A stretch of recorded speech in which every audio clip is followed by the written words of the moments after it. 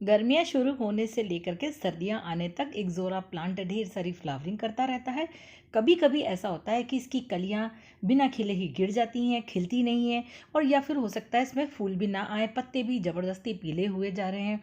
यानी आपका इक्ज़ोरा plant overall healthy look नहीं दे रहा है। तो चलिए आपके साथ सारे टिप्स शेयर करती हूँ कि आपको इस समय इक्ज़ोरा प्लांट पर क्या क्या काम करने चाहिए, ताकि बारिश के सीज़न आते ही ये ढेर सारी फ्लावरिंग भी करे और इसकी कलियाँ भी नीचे ना गिरें।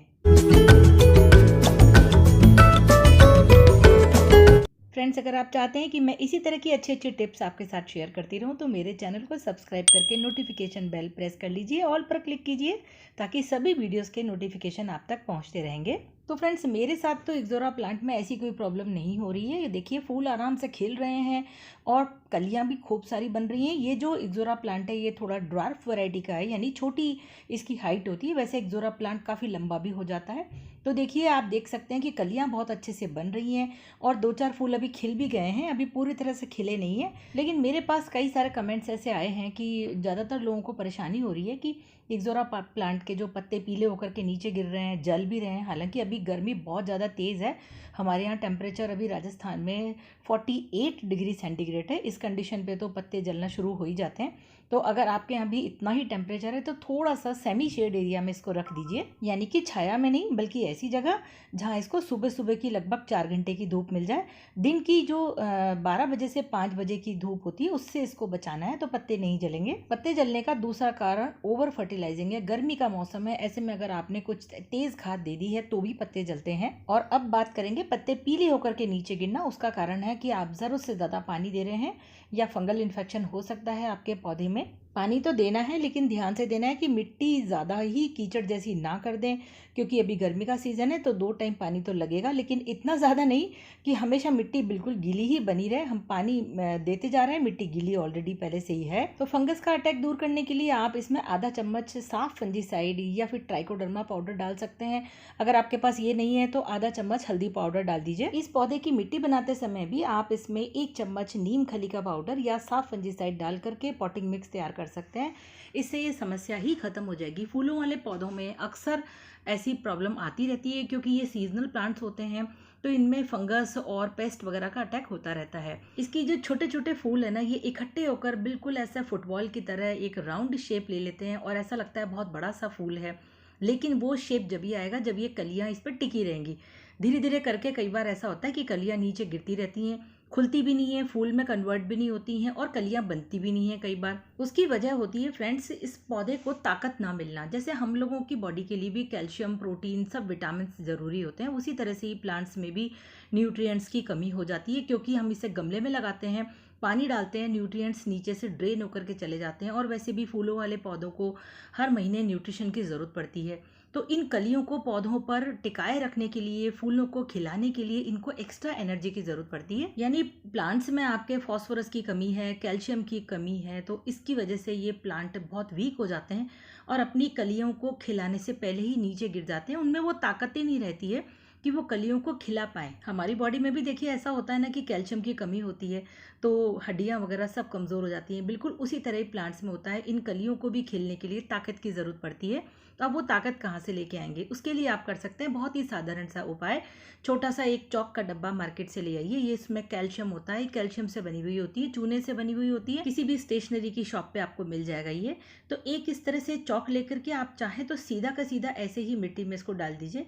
अदरवाइज आप इस चॉक को तोड़ करके इसका बुरादा यानी कि चूरा बना लीजिए और उसके बाद अपने गमले में 1-1 चम्मच डाल दीजिए। कैल्शियम की कमी को पूरा करने के लिए आप दूसरे कैल्शियम के सोर्स भी काम में ले सकते हैं। अगर आप एग्स खाते हैं तो उसके छिलके का पाउडर बना करके अपने प्लांट्स में दीजिए, या फिर अगर आप बोन मील काम में लेते हैं तो बोन मील पाउडर आप 1 चम्मच इसमें डाल दीजिए। इसमें बहुत सारे मिनरल्स होते हैं, इसमें कैल्शियम होता है, फॉस्फोरस वगैरह होता है, जो हड्डियों में होता है वही चीज़ इसमें होता है, जो पौधे को आपके मजबूती देगा, जड़ों को मजबूत करेगा और प्लांट भी आपका मजबूत रहेगा।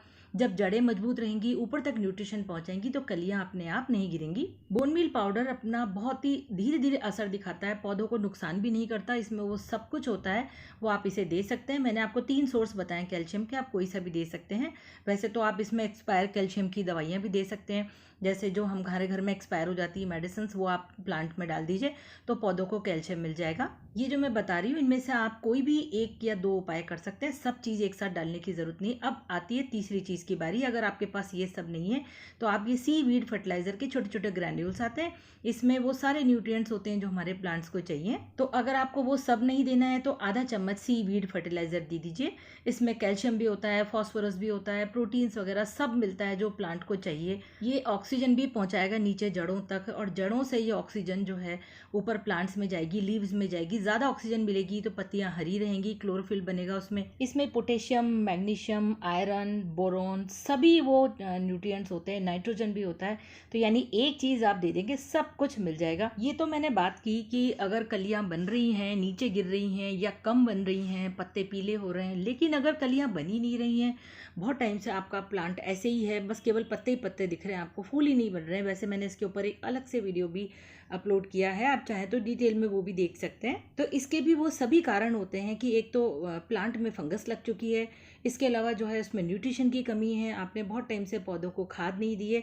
तो जो मैंने आपको ये सारे फर्टिलाइज़र बताए उनमें से कोई सा भी एक डाल सकते हैं, जैसे बोनमील डाल दीजिए या फिर सीवीड फर्टिलाइज़र डाल दीजिए। इसके अलावा अभी थोड़ी सी गर्मी कम हो जाए, बारिश का मौसम आ जाए, तब आप डीएपी के 6-7 बॉल्स इसमें डाल सकते हैं, उससे बहुत अच्छी सी फ्लावरिंग होती है। अरे हाँ सॉरी, मैं एक चीज़ आपको बताना भूल गई। मैंने आपसे बात करी थी वीडियो के शुरुआत में कि ओवर फर्टिलाइजिंग की वजह से पत्ते जलते हैं, पौधा मरने लगता है। अब उसका क्या किया जाए? तो एक ही सॉल्यूशन है कि पौधे को आप शाम के समय, रात के समय मिट्टी में से निकाल के और इसकी मिट्टी चेंज कर दीजिए और नई मिट्टी बढ़िया से हेल्दी से बना करके, और उसमें केवल वर्मी कंपोस्ट मिलाइए और कुछ नहीं, क्योंकि ऑलरेडी पत्ते जल रहे हैं, हमें उसे और ज़्यादा हमें पौधे को परेशान नहीं करना है। बस वो मिलाइए और साफ फंजीसाइड मिलाइए और नई मिट्टी के अंदर इस प्लांट को ग्रो कीजिए। अब एक वजह और होती है, जब पत्ते नीचे गिरने लग जाते हैं, बेवजह कलियां नीचे गिरने लग जाती हैं, इसके अलावा खिलती भी नहीं है, और ये प्रॉब्लम जो है अक्सर फूलों वाले पौधों में होती है। तो उसका एक कारण ये होता है कि उसमें पेस्ट वगैरह लग सकते हैं। आपकी पत्तियां अगर सिकुड़ रही हैं, उसमें झुर्रियाँ पड़ रही हैं, तो इसका मतलब उसमें पेस्ट वगैरह हो सकते हैं। तो आप प्लांट को बारीकी से चेक कीजिए, मेली बग्स वगैरह इसमें हो सकते हैं। मेली बग्स अगर लग जाते हैं तो वो प्लांट की जो बड्स होती हैं उसका सारा न्यूट्रिशन चूस लेते हैं और उसे इतना कमज़ोर बना देते हैं कि वो कली खिलती ही नहीं है और खिलने से पहले ही नीचे गिर जाती है। तो अगर ऐसी समस्या है तो आप पौधे को अच्छे से देखिए, और मेली बग्स को वैसे मैनुअली भी हटा सकते हैं, और नहीं तो 5 ग्राम एक्टेरा सॉल्यूशन 1 लीटर पानी में डिजोल्व करके और पौधों पर स्प्रे कर दीजिए, और नहीं तो नीम ऑयल का स्प्रे करिए। और लेकिन लगातार करिए, यानी कि ऐसा नहीं है मेरा कि लगातार का मतलब आपको रोज ही करना है। जैसे आज हमने कर दिया सॉल्यूशन का स्प्रे, उसके बाद एक दिन छोड़ के फिर दोबारा कीजिए। टूथब्रश लीजिए और मेली बग्स को जो है इसकी ब्रांचेस से हटा दीजिए, साफ कर दीजिए। बस ये सारे काम कीजिए, फिर देखिए आपका प्लांट फिर से हेल्दी हो जाएगा, नई कलियां भी बनाएगा, हरा भरा हो जाएगा। वीडियो अच्छा लगा है तो लाइक कीजिए, शेयर कीजिए, सब्सक्राइब करना बिल्कुल मत भूलिएगा मेरे चैनल को। फिर मिलूंगी इसी तरह की अच्छी जानकारी के साथ, तब तक के लिए बाय बाय।